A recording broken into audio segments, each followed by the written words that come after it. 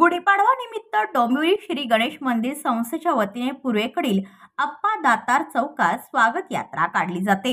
यंदाचे 26वे वर्ष असून प्रतिवर्षाप्रमाणे 9 तारखेला स्वागत यात्रा, गणेशाची पालखी, ढोल ताशा पथके, सायकल बाईक रॅली, विविध चित्ररथ, प्रात्यक्षिके, पारंपरिक पोशाखातील डोंबिवलीकरांचा सहभाग होणार आहे। संस्थानाचे 11 विश्वस्त व 15 स्वागत यात्रा संयोजन समिती सदस्यांच्या नेतृत्वाखाली नववर्ष स्वागत यात्रा निघणार आहे।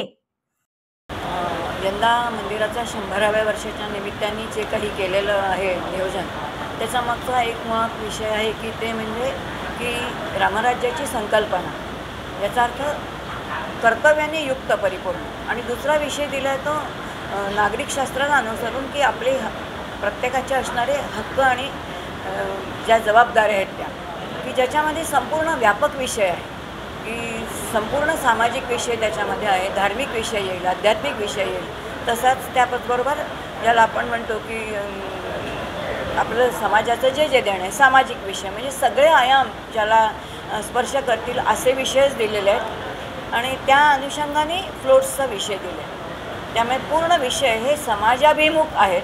कारण यंदाचे 100व्या वर्षामधले जे उपक्रम घेतले तेही समाजाभिमुख घेतले। कारण लहान मुलांपासून युवांपासून मोठ्यांपर्यंत अखंड कार्यक्रम घेतले। कारण या वर्षामध्ये आपण लहान मुलांसाठी जे काही कार्यक्रम घेतले ते संस्कार वर्ग, आता आपल्याला ती मुलं मिळणार नाहीत, पण ती वर्षभर आपण त्यांच्यासाठी काही केलं। पहिल्यांदा असं झालं यावेळेला बालगोकुलमसारखं, किंवा शनिवारी दर 350-400 मुलं येत होती आपल्या मंदिरामध्ये। मग मनाचे श्लोक होते, आम्ही काही संस्कार शिबिर त्यांच्याकडनं श्लोक पाठ करून घेतलं, हे वर्षभर आम्ही करत होतो। आणि ह्या सगळ्याचा कुठेतरी उपयोग की पुढची पिढी घडवण्यासाठी म्हणून हा विचार। स्वागत यात्रा कुठून कुठेपर्यंत निघणार आहे, मार्ग कसा असेल आणि किती संस्था सहभागी होणार आहेत, किती चित्ररथ असतील साधारण? दरवर्षी साधारण आपल्याकडे संस्था बघितला तर 101 असतात, आता 65 फ्लोट्स असतील। आता संस्थांचा आकडा नक्की संध्याकाळी आज कळेल किती असेल ते, पण तो साधारण असेल 70-80 पर्यंत किंवा जास्तही असू शकेल। बागशाळा मैदानातूनच निघते आणि गणेश मंदिरापर्यंत येते। पण यावेळेला एक थोडा विचार असा असेल की जसं आपण आत्ता एक छोटी काढली तेव्हा खूप चांगला रिस्पॉन्स आला, किंवा सगळेजण पहिल्यापासून शेवटपर्यंत राहिले, तसा काही करण्याचा विचार आहे, अजून झालेला नाही आहे। पण आज ते नक्की होईल संध्याकाळच्या सगळ्या प्रत्यक्षात जेव्हा सगळ्या संस्था असतील तेव्हा त्यांच्याशी तो, कारण त्या संस्थांशी निगडीत आहे ना सगळे वर्ग असेल, तर त्यामुळे एवढी 5 तास वगैरे एवढी मात्र नाही, म्हणजे की 5 तासापर्यंत इतकी नाही जाणार। यावेळी विशेष अतिथी म्हणून उज्ज्वल निकम येत आहेत, त्याबद्दल काय सांगता? उज्ज्वल निकम येतात म्हटल्यानंतर एक थोडंसं गेल्याही वेळेला आपण त्यांना बोलवलं होतं, पण त्यांना बोलायला 5 मिनिटांमध्येच झालं होतं, काही मिळालं नव्हतं। आणि म्हणून यावेळेला आपण मुद्दाम त्यांना सांगितलं की एक चांगलं काम करणारा सामाजिक आहे, की ज्यांनी चांगलं आपल्याला त्यांचं काम उत्तम बजावलेलं आहे, की जेणेकरून इतकं मोठं काम त्यांनी केलं होतं आणि त्यामुळे त्यांचे काही विचार ऐकावेत हाच विचार होता त्यांना। दरवर्षी आपण धार्मिक कार्यक्रम या स्वागताच्या निमित्ताने करत असतो।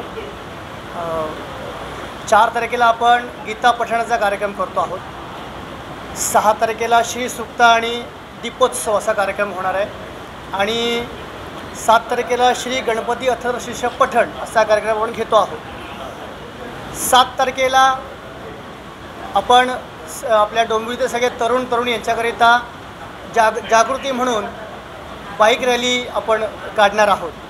आणि 8 तारखेला पलीकडे डोंबिवली पश्चिमला जे भागशाळा मैदान आहे या ठिकाणी